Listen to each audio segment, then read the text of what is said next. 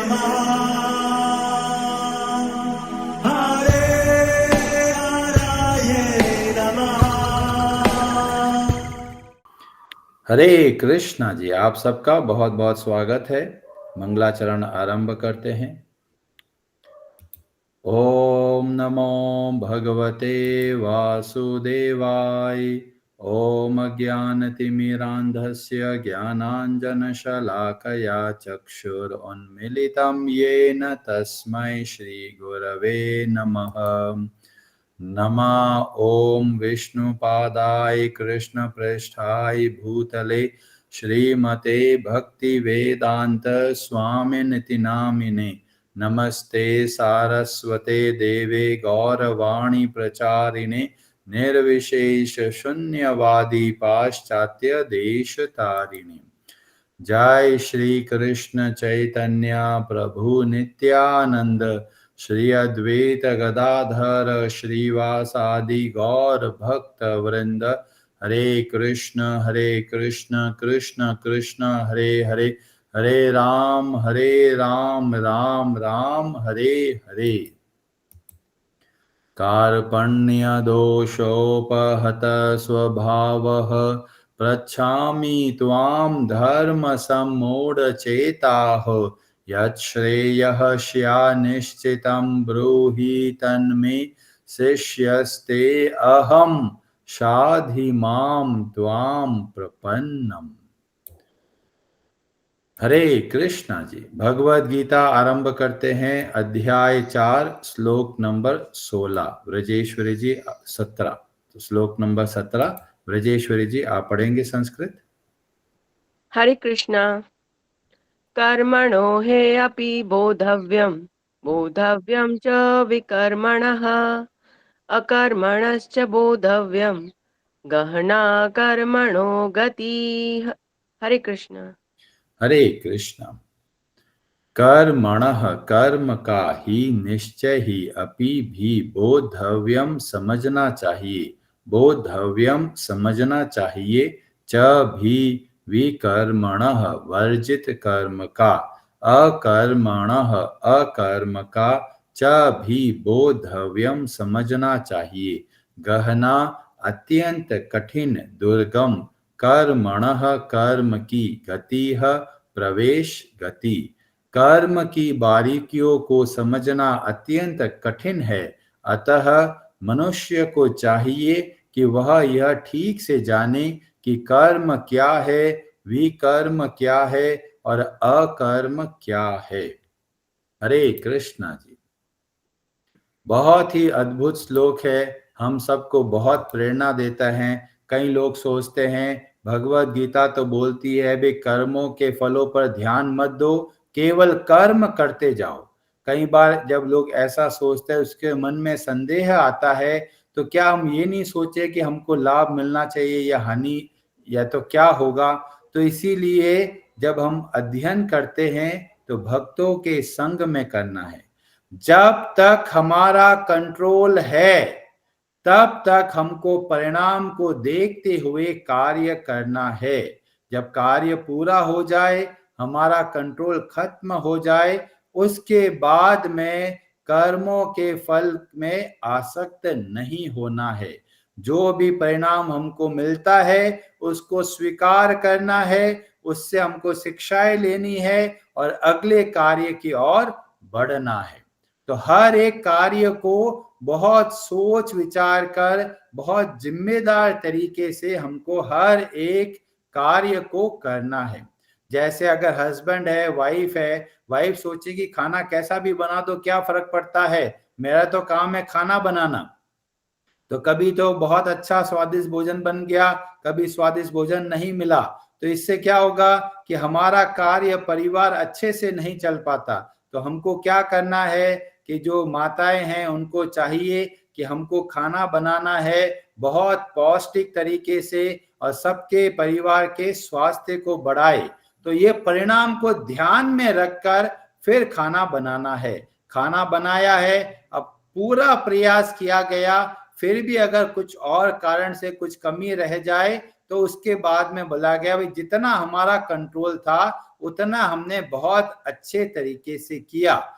इसको हमें समझना है भगवत गीता के सिद्धांत के हिसाब से। जब भगवान बोलते हैं कर्मण्येवाधिकारस्ते मा फलेषु कदाचन, तो कर्मों के फल पर हमारा पूरा अधिकार नहीं है, पर जो हम कर्म करते हैं उस पे हमारा पूरा अधिकार है, और इसीलिए बहुत सोच विचार कर हमको कार्य करना है। इस बात को भगवान श्री कृष्ण यहाँ पर बताते हैं, बोधव्यम, अच्छे से समझना है किसको कर्म बोलते हैं, किसको विकर्म बोलते हैं और किसको अकर्म बोलते हैं। तो कर्म का मतलब है जो शास्त्र के बताए हुए मार्ग है उसके हिसाब से चलना, पर स्वार्थ की भावना को रखना, इसको बोलते हैं सकाम कर्म।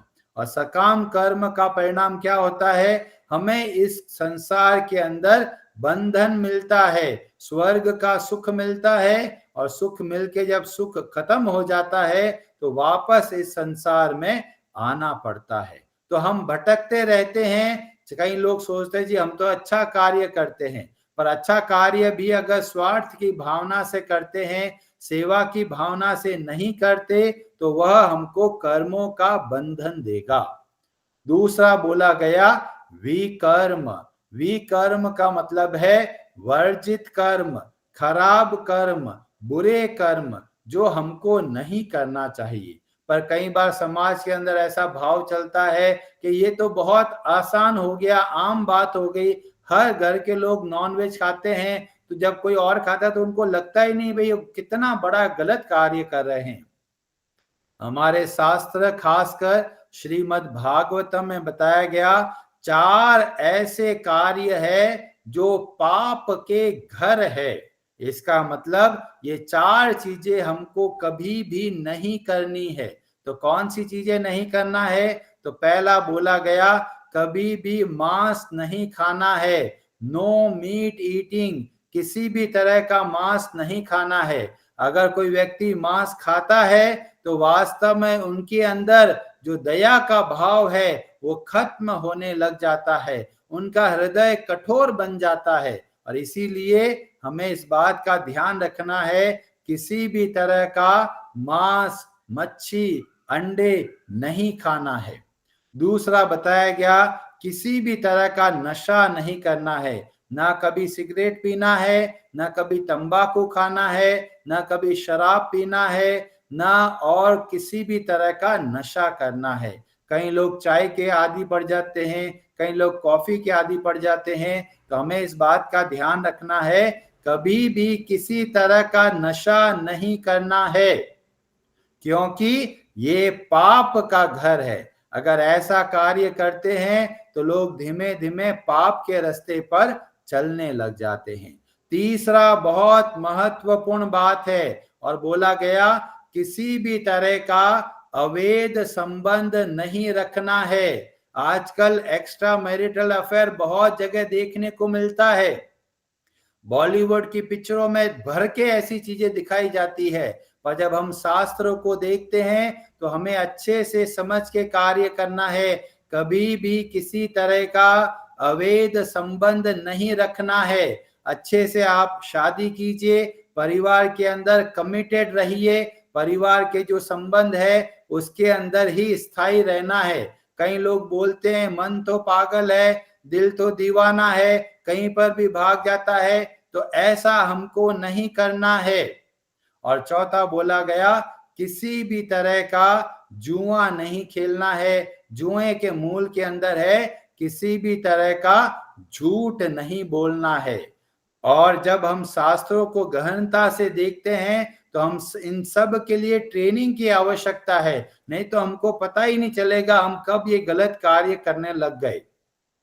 और सारे गलत कार्यों के मूल के अंदर क्या है, काम वासना, संसार के सुख भोगने की इच्छा। कई लोग चाहते हैं जी बहुत मजे से जीवन जिएंगे, तो क्या करते हैं गलत तरीके से पैसा कमाने लग जाते हैं। कई लोग मिलावट करते हैं, कई लोग धोखा देते हैं, खासकर हम देखते हैं कि ये प्रॉपर्टी डीलर का जो काम करते हैं उसमें कई बार बहुत धोखा होता है। लोग एक ही प्रॉपर्टी को न जाने कितनी बार बेच देते हैं। तो ऐसा छल कपट करके जो पैसा कमाया है वो हमारे किसी काम नहीं आएगा। वो सारा पैसा बीमारी में लगेगा और पाप का बोझ अलग से लगेगा। और इसीलिए हर एक बुद्धिमान व्यक्ति को चाहिए कि जब वो कार्य करे तो सोच विचार कर करे। कभी भी किसी तरह के काम वासना के आवेश में आकर कार्य नहीं करना है, क्योंकि अगर ऐसा करेंगे तो नरक का रास्ता है वो हमको गलत रास्ते की ओर लेके जाएगा। तो किसी तरह की काम वासना के आवेश में आके कार्य नहीं करना है। ऐसे ही कभी भी क्रोध के आवेश में आके कार्य नहीं करना है। कई लोग इतने जल्दी क्रोधित हो जाते हैं, क्रोध में कुछ भी बोल जाते हैं, कुछ भी कर देते हैं, या तो दूसरों को नुकसान पहुंचा देते हैं या खुद को ही नुकसान पहुंचा देते हैं। तो हमको इस बात का ध्यान रखना है, कभी भी क्रोध नहीं करना है। और क्रोध का आरंभ कहां से होता है? क्रोध का आरंभ होता है कामनाओं से। कामनाएं जो होती है वह जब पूरी नहीं होती तो क्रोध के रूप में आ जाता है, चिड़चिड़ापन के रूप में आ जाता है। तो इसीलिए कामनाओं पर ध्यान रखिए। जो जो सुख भोगने की कामनाएं आती है उनको बदलकर सेवा की भावनाओं को बदलना है। तो ये हो गया क्रोध के आवेश में आकर। फिर तीसरा बताया गया लोभ के आवेश में आकर। जब लोभ के आवेश में कार्य करते हैं तो लोग गलत कार्य करते हैं। हमने बहुत विस्तार से बताया कि बहुत जगह पर रिश्वत की डिमांड की जाती है, बहुत जगह पर देखा जाता है जल्दी पैसा कमाने के चक्कर में लोग बहुत सारा गलत कार्य करते हैं। और चौथा बताया गया मद। मद का मतलब होता है नशा, एक तरह का घमंड कि भाई हमारे पास इतनी संपत्ति है, हमारे पास इतना बड़ा परिवार है, हमारे पास इतने सारे लोग हैं, मेरे पास इतना पावरफुल शरीर है, मेरे बहुत अच्छी बुद्धि है। तो इस तरह के लोग तरह तरह के घमंड को लेके बैठे हैं और उस घमंड के कारण दूसरों का अनादर करते हैं, दूसरों को नीचा दिखाते हैं। खासकर हम देखने को मिलता है परिवार में जो नौकर होता है, नौकरानी होते हैं, तो जो मालिक होता है कुछ भी तरह का व्यवहार करता रहता है, सोचता है ये तो नौकर है, ये तो नौकरानी है। पर जब हम लोग ऐसा कार्य करते हैं तो हमको सोच विचार के करना है। हर एक व्यक्ति के अंदर भगवान का निवास है, इसीलिए सदैव अच्छा व्यवहार आप कीजिए। और फिर बताया गया मोह के कारण लोग तरह तरह के गलत कार्य करते हैं, भ्रमित हो जाते हैं क्या सही है और क्या गलत, और निर्णय नहीं ले पाते और इसीलिए गलत रास्ते पर चलने लग जाते हैं। और छठा कारण बताया गया द्वेष का भाव। कई लोगों के अंदर बहुत जलन मस्ती है, बहुत ईर्ष्या का भाव है। अगर किसी की तरक्की हो रही है तो परिवार के और सदस्य चिढ़ने लग जाते हैं, रिश्तेदार चिढ़ने लग जाते हैं और ईर्ष्या के कारण वो गलत कार्य करने का प्रयास करते हैं। तो ये विकर्म को हमें अच्छे से समझना है ताकि हमें पता रहे क्या हमको करना है और क्या हमको नहीं करना है। पद्म पुराण के उत्तर खंड के अंदर अध्याय 175 175 से आरंभ होता है एक अद्भुत सीरीज। यह बताया गया, इसको बोला गया गीता महात्म्य। और गीता महात्म्य के अंदर बहुत अद्भुत कथाओं का वर्णन मिलता है जो हमको बहुत सारी शिक्षाएं भी देता है। उसके अध्याय 183 183 के अंदर बताया गया कि एक व्यक्ति होता है और वो सोचता है कि मैं बलि चढ़ाऊंगा, और बलि चढ़ाने के लिए एक बकरे को लेके आता है और बकरे को जैसे ही वो काटना चाहता है बकरा हंसता है और वो व्यक्ति सोचता है अरे ये बकरा हंस क्यों रहा है। तो बकरा बोल रहा है जो तुम कर रहे हो वो मैंने भी किया और आज मैं दुख भोग रहा हूं। और वो व्यक्ति सोचता है अरे बकरा एक मनुष्य की भाषा में बोल रहा है और फिर वो पूछता है भी आप कौन हो, आपको ये शरीर, ये बकरे का शरीर कैसे मिल गया। और फिर बकरा बोलता है पिछले जन्म पर मैंने भी ऐसा ही कार्य किया, मेरा एक परिवार था, मेरी एक वाइफ थी, एक बेटा था, बेटे की तबीयत बहुत खराब थी, तो मेरी वाइफ ने बोला कि देवी दुर्गा को बलि चढ़ाएंगे एक बकरे की, ताकि मेरा बेटा स्वस्थ हो सके। तो बेटे के स्वास्थ्य के लिए उस वाइफ ने बोला कि बकरे की बलि चढ़ाओ, और मैं उस समय अपनी पत्नी की बात पे आया, एक बकरा लेके आया और उसको बलि चढ़ाया। और जैसे ही बलि चढ़ा रहा था तब बकरे की जो माँ होती है वो रोती है और बहुत दुख पीड़ा होती है, और उसकी वजह से मेरे को आगे चलकर बकरे का शरीर में जाना पड़ा। पर इतना आसान नहीं था, उसके लिए पहले तरह तरह के जन्म लिए। कभी वो बना एक बंदर, और बंदर बनकर उसको पकड़ लिया गया, जगह जगह पर नाचता घूमता था, और जो मदारी होता है वो बहुत मारता था। एक बार बुरी तरह मारा और वो जो बंदर होता है वहीं पर मर जाता है। और फिर बाद में वही वो मनुष्य जिसने बलि चढ़ाई थी, फिर बाद में एक बनता है कुत्ता, और वो कुत्ता कहाँ पर रहता है, उस घर के आसपास रहता है जहां उसके परिवार के सदस्य रहते हैं। मतलब पिछले जन्म के जो पत्नी होते हैं, जो बेटा होता है, वो अगले जन्म से अगले जन्म पर उस घर में रहते हैं, और उसका जो हस्बैंड होता है वो एक कुत्ता बन के आसपास घूमता है। तो कुत्ता एक बार घर में घुस जाता है तो जो मालकिन होती है, जो कि वास्तव में उसकी पुरानी पत्नी होती है, वो बुरी तरह उसको मारती है, और बेचारा कुत्ता फिर मर जाता है। फिर एक बार घोड़ा बनता है, और ये सब में देखने को मिलता है जिस पत्नी ने ये गलत काम करवाया था बकरे को मारने का, वही पत्नी वापस आकर शोषण देती है उस हस्बैंड को, और अंत में वह एक बकरा बनता है, और वो बकरा फिर अपनी मन की बातें बताता है। और साथ में बकरा एक और बहुत महत्वपूर्ण बात बताता है, वो बोलता है कि एक और प्रसंग मैं बताता हूं, ध्यान से सुनना। और वो बोलता है कि पहले एक राजा था, राजा बहुत बड़ा यज्ञ करता है, और यज्ञ में एक बहुत अच्छे ब्राह्मण को बुलाता है। ब्राह्मण आ जाता है तो राजा सोचता है मेरा एक सेवक है, उसको मैं दान में दूंगा उस ब्राह्मण को। तो राजा बोलता है ये सेवक आज से आपकी सेवा करेगा, ये जो नौकर है मेरा, अब ये आपकी सेवा करेगा। और ब्राह्मण जैसे ही स्वीकार करते हैं, उस नौकर में से दो भूत निकलते हैं, और वो दोनों भूत तेजी से भागते हुए ब्राह्मण के शरीर में घुसना चाहते हैं।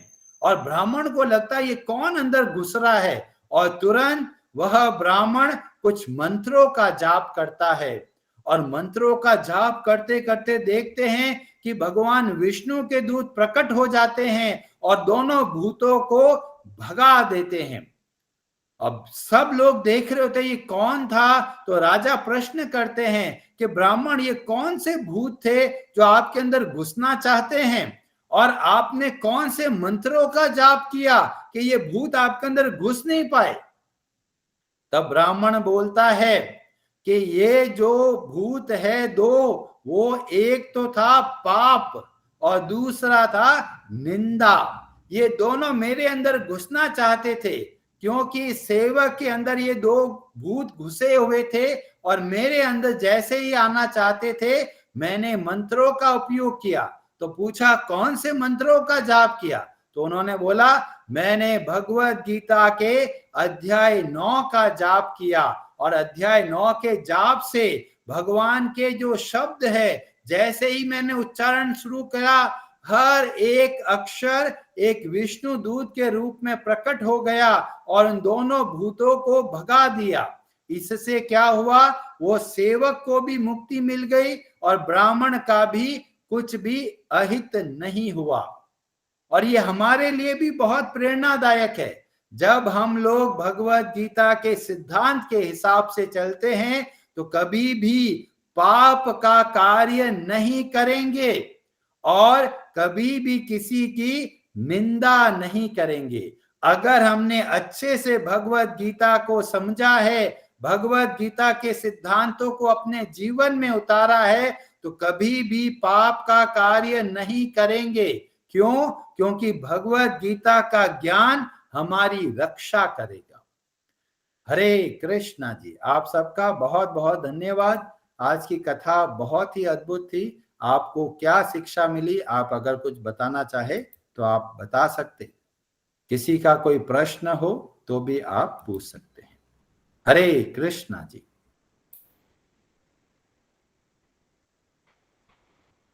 लावण्य जी, आप कुछ कहना चाहते हैं? Hare Krishna, Prabhuji. Hare Krishna ji. Like my question is, knowingly or unknowingly, we have done so many mistakes in our life, like past lives, everything.